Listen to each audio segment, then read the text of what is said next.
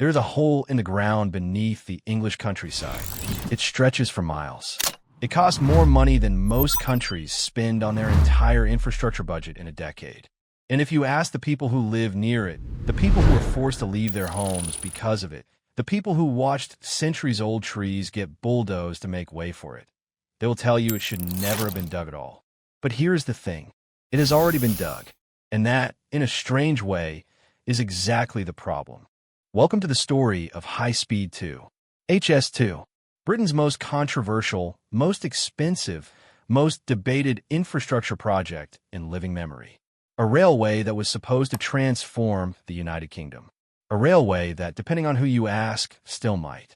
Or might already be a cautionary tale about what happens when a government makes a promise it cannot keep and then cannot figure out how to stop making it. To understand why HS2 exists, you have to understand something about Britain. The United Kingdom is a relatively small country, but it has one of the most unequal economies in the developed world. London is one of the richest cities on the planet. Meanwhile, cities like Birmingham, Manchester, Leeds, and Liverpool, powerful historic cities that once drove the Industrial Revolution, have spent decades struggling to keep up. There's a phrase for this. Economists and politicians call it the North-South divide. And it is not just a feeling. It shows up in the data, in wages, in investment, in life expectancy, in the quality of the roads, the schools, the hospitals. For generations, British governments promised to fix this, to rebalance the economy, to invest in the regions that had been left behind. But the gap kept growing. And one of the reasons the argument went was connectivity. The railways connecting the North and the Midlands to London were old. They were overcrowded. They were slow. Trains running on the West Coast Main Line, the backbone of Britain's intercity rail network, were using infrastructure that dated back to the Victorian era. The tracks were at capacity. Journey times were long. If you wanted to travel from London to Manchester, it took well over 2 hours. For a country as physically small as Britain, that felt like a long time. And the economic cost of that slowness, of business people spending those hours on trains rather than in meetings, of goods taking longer to move, was real and measurable. So in the mid-2000s, under the Labour government, officials began seriously studying the idea of a brand new high-speed railway. Not upgrading the existing lines, starting fresh, building dedicated high-speed tracks that could carry trains at speeds of up to 360 kilometers per hour. The idea was to dramatically cut journey times between London and the major cities of the Midlands and the North, free up capacity on the existing network for more local and freight services, and, the big promise, help spread economic growth beyond London and the Southeast. By 2009, the project had a name, High-Speed 2, and by 2012, the government had committed to it. The initial plan was ambitious but phased. Phase 1 would connect London Euston to Birmingham, cutting the journey from around 80 minutes to just 45. Phase 2 would then extend the line north, splitting into 2 branches, one heading to Manchester and one heading to Leeds, creating a shape on the map of England that looked roughly like an upside-down letter Y. The entire network, when complete, would connect London, Birmingham, the East Midlands, Sheffield, Manchester, and Leeds in a single high-speed corridor that supporters said would transform the way Britain moved, worked, and grew. The price tag at this point was presented as £32.7 billion. That is already a staggering number. But compared to what came later, it sounds almost quaint. Before we talk about what went wrong, and a great deal went wrong, it is worth pausing on what HS2 actually is as an engineering project. Because whatever you think about the politics or the money, the sheer scale of what is being built is genuinely extraordinary. Phase 1 alone involves over 100 miles of entirely new track between London and Birmingham. To build it, engineers are boring through some of the most geologically complex ground in England. There are 10 major tunnels on Phase 1 alone, including the Chiltern Tunnel, which runs for nearly 16 kilometers beneath the Chiltern Hills, one of the longest tunnels ever constructed in the United Kingdom. The tunnel boring machines used to dig it are enormous, cathedral-sized cylinders of steel weighing thousands of tons, each one named by local school children as part of a community engagement program. They grind through clay, chalk, and limestone at a rate of roughly 15 meters per day, leaving behind them a perfectly lined concrete tube ready to carry trains at 300 kilometers per hour. At Euston in London, the new HS2 station will sit alongside the existing one. The construction required the demolition of hundreds of homes and businesses in the surrounding area. It required the rerouting of buried utilities, gas pipes, water mains, electricity cables, telecommunications lines, some of them laid down over a century ago. The logistics of simply preparing the ground before a single rail could be laid involved years of painstaking work by thousands of engineers, archaeologists, surveyors, and specialist contractors. Speaking of archaeologists, one of the more remarkable side stories of HS2 is what the construction has uncovered. Because when you dig up the English countryside on this scale, you do not just find dirt. You find history. The HS2 archaeology program has become one of the largest ever undertaken anywhere in the United Kingdom. Teams have discovered Bronze Age settlements, Roman roads, Saxon cemeteries, medieval field systems, and Civil War burial pits. Near Stoke Mandeville in Buckinghamshire, archaeologists uncovered an almost complete Anglo-Saxon village, including the remains of wooden hall buildings and the graves of its inhabitants, preserved for nearly 1,400 years. Experts called it a once-in-a-generation discovery. The same project that has been criticized for destroying England's heritage has, in one of history's great ironies, also revealed enormous amounts of it. But let us not get too comfortable in the wonder of it all, because the story of HS2 is not, at its heart, a story about archaeology or engineering marvels. It is a story about cost, about politics, about broken promises, and about the deeply uncomfortable question of what a democratic government does when a project it promised to its citizens starts to spiral wildly beyond anything it originally said it would be. The cost problem with HS2 did not appear overnight. It crept up slowly at first, and then all at once. In 2013, the projected cost was revised upward to £42.6 billion. In 2015, it was revised again. By 2019, the Oakervie Review, an independent government-commissioned examination of the project, estimated the full cost at somewhere between £72 billion and £98 billion. That is 2 to 3 times the original figure, and those numbers were not final. By 2023, estimates from various sources put the likely cost of completing even just Phase 1 at over £67 billion on its own. The total cost of the full network, had it ever been built as originally planned, would almost certainly have exceeded £100 billion. £100 billion. For context, that is roughly a third of the entire annual budget of the National Health Service. It is more than the UK government spends on education in a year. It is a number so large, it is almost impossible to comprehend in any human terms. And the British public, who would ultimately foot the bill through their taxes, were beginning to ask very loud and very reasonable questions about why they were being asked to spend it. Part of the answer lies in the fundamental nature of infrastructure megaprojects. There is an academic named Bent Flivjerd who has spent decades studying large infrastructure projects around the world, and his findings are not reassuring for anyone who believes governments are naturally good at this kind of thing. His research shows that the overwhelming majority of megaprojects, bridges, tunnels, railways, stadiums, go over budget. Not by a little, by a lot.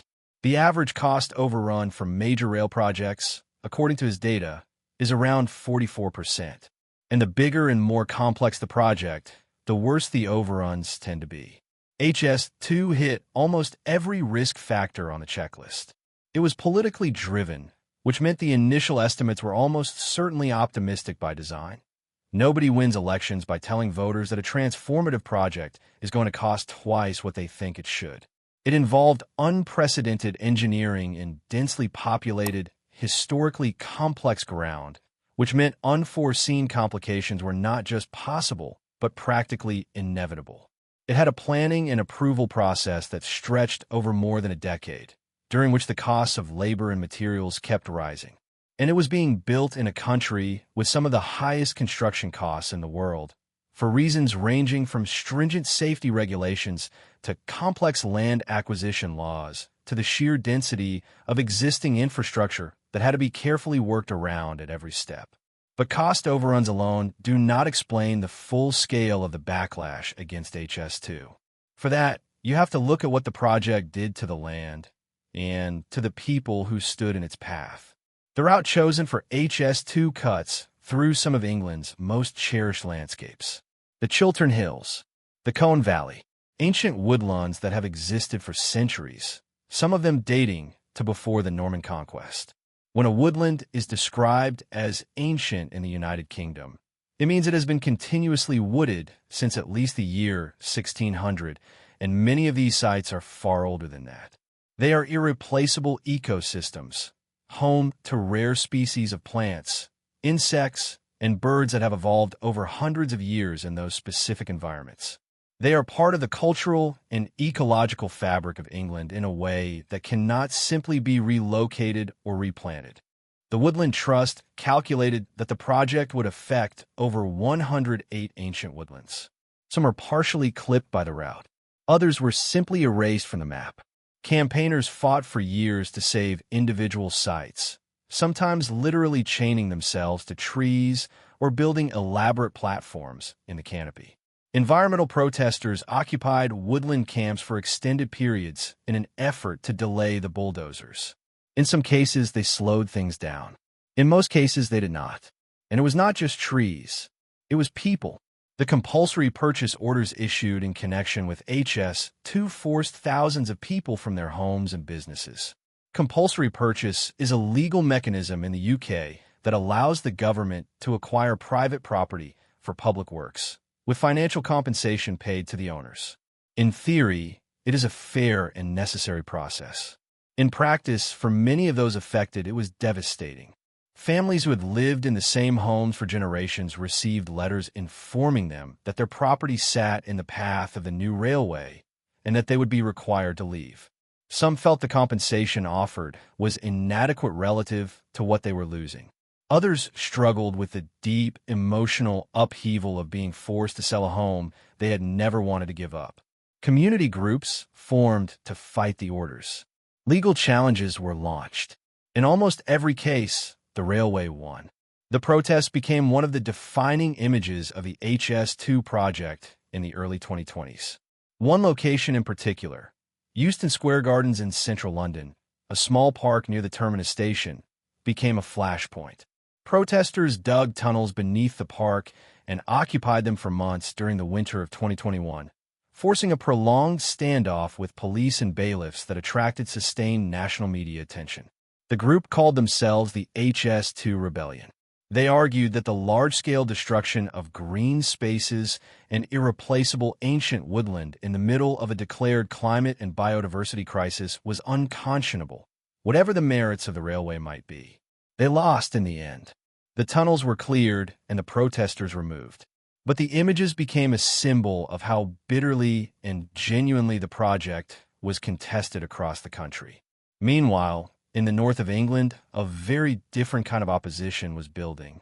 And this one, you could argue, cut even deeper, because it came not from people who had never wanted HS2, but from people who had believed in it most. The original case for HS2 had rested heavily on the promise of what it would do for the North.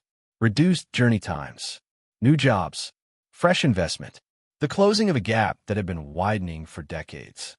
Northern politicians, business leaders, and transport planners had been among the project's loudest and most committed supporters precisely because of these promises.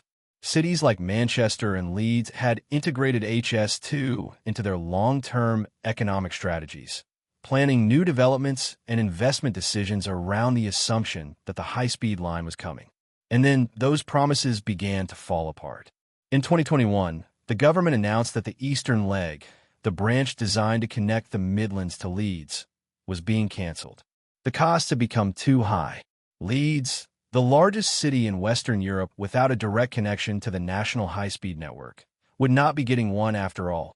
The reaction was one of genuine, undisguised fury. Politicians from every party condemned the decision. Business groups warned it would set back the region by a generation.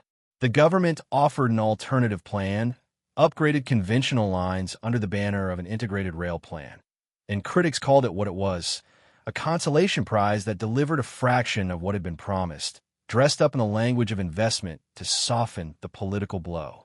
But even that was not the end of the cuts.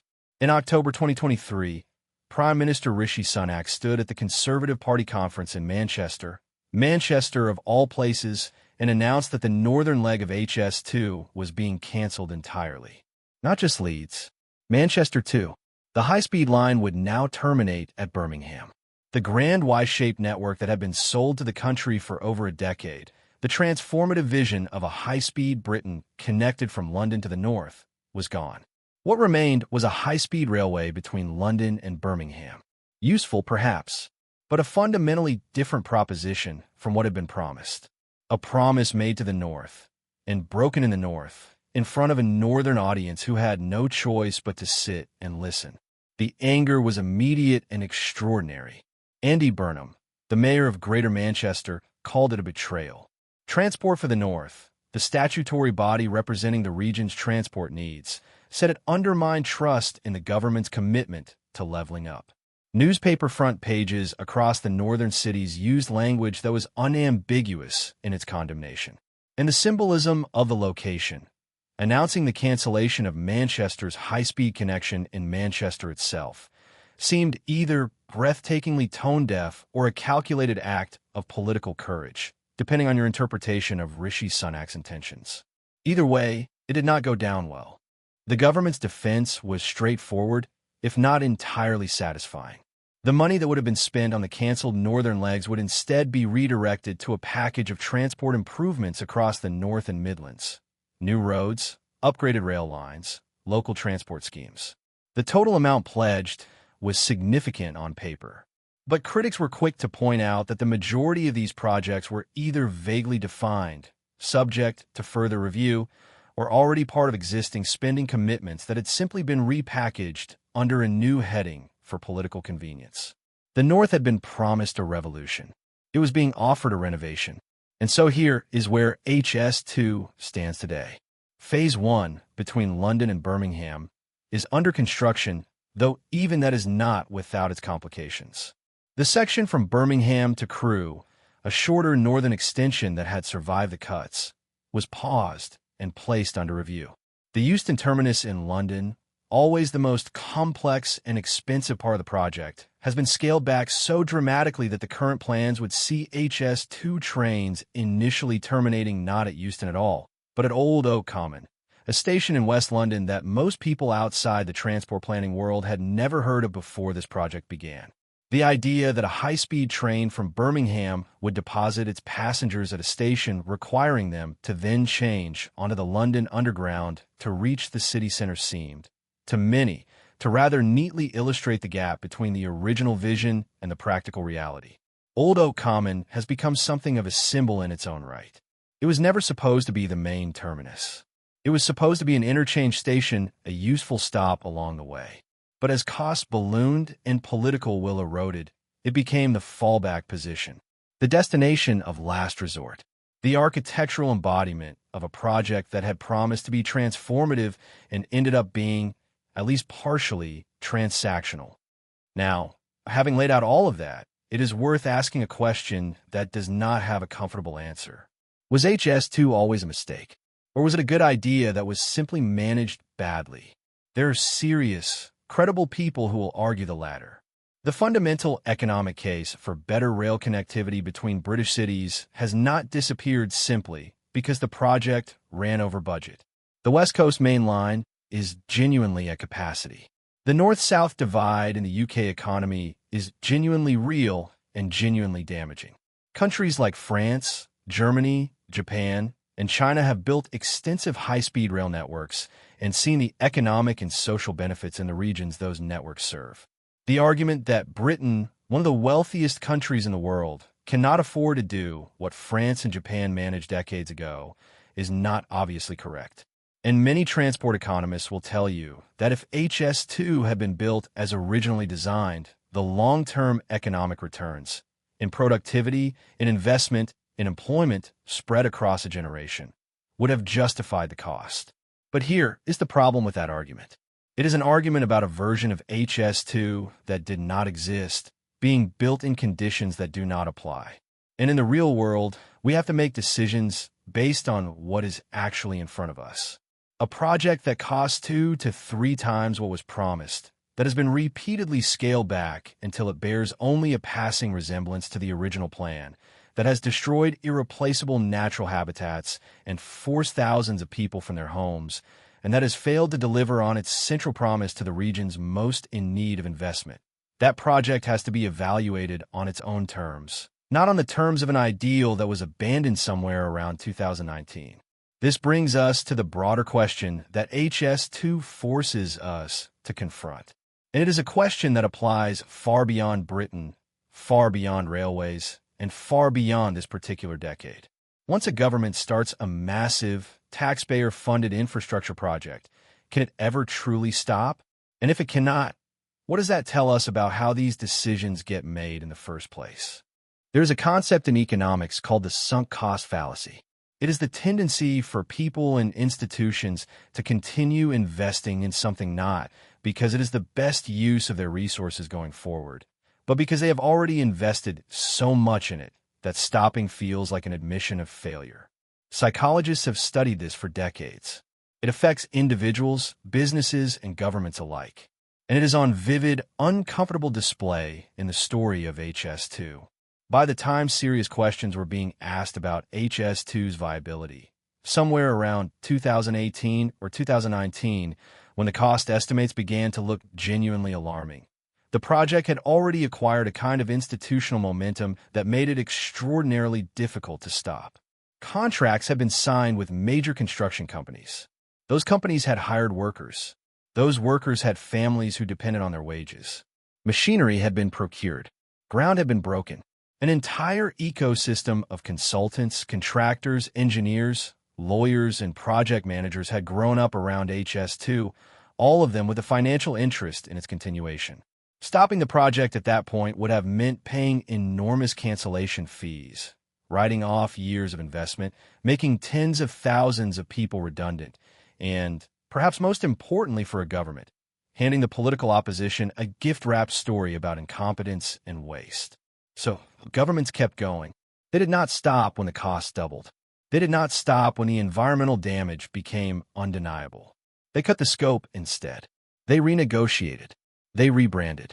They announced new investment packages designed to soften the political pain of what was being taken away. But they did not stop, because stopping, in the political logic that governs these decisions, is worse than continuing. Stopping is a defeat.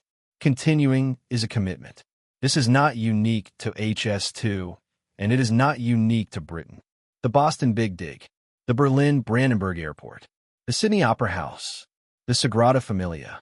History is full of infrastructure projects that vastly exceeded their original budgets and timelines and still kept going, because the alternative, stopping, was in each case judged to be worse than the increasingly painful act of continuing. Sometimes those projects eventually justified themselves.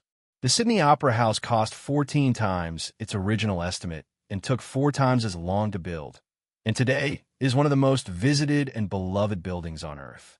But for every Sydney Opera House, there are projects that never found their redemption, money pits that consumed resources for generations without ever delivering the promised returns. The honest answer to the question of whether governments can stop these projects is, technically yes, practically almost never. The structures that make democracies good at many things, accountability, consultation, public debate, are precisely the structures that make it hardest to kill a megaproject once it has acquired enough political and economic weight. Too many people are invested in it. Too many promises have been made. Too much identity, political and national, has been tied to its completion.